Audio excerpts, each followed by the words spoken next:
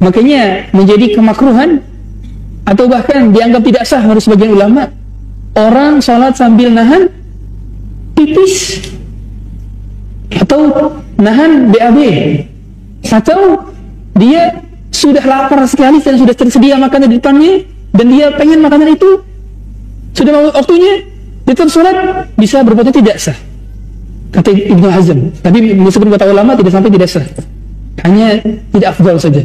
Kata Rasulullah SAW, la salata bihadrati ta'am wala huwa yudafi'ul akhbathan. Tidak boleh sholat dalam keadaan menahan kebelet, pipis atau pup, dan juga ketika makanan hadir.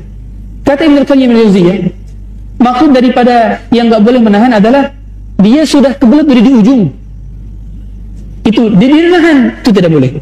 Adapun kalau sedikit ditahan, maka itu bukan termasuk mudafa'ah, jadi masih boleh.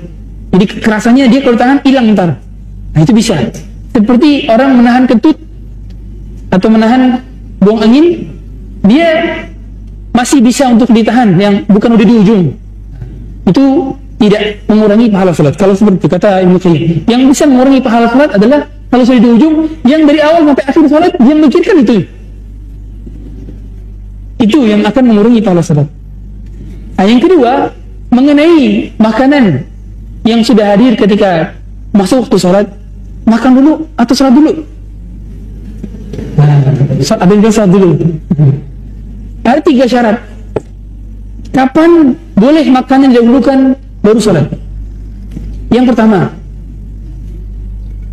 tatkala kita sedang lapar-laparnya. Jadi kalau cuman lapar mata saja, bukan lapar perut, maka tidak termasuk. Yang kedua adalah makanannya tersedia. Jadi kalau makanannya harus dipesan dulu melalui ojek online, bukan termasuk. Yang ketiga adalah jiwa kita berhasrat kepada makanan tersebut. Jadi kalau ada makanan, kita lapar, tapi kita nggak berhasrat kepada makanan tersebut karena makanannya adalah makanan salah satu negara yang kotor, misalnya, maka itu pun tidak termasuk ke dalam keutamaan kita makan.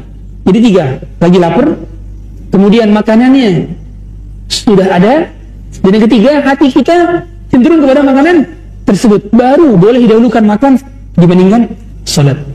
Tapi kalau ketiga ini tidak mencakupi, maka salat tetap didahulukan dibandingkan makan. Begitu penjelasan para ulama.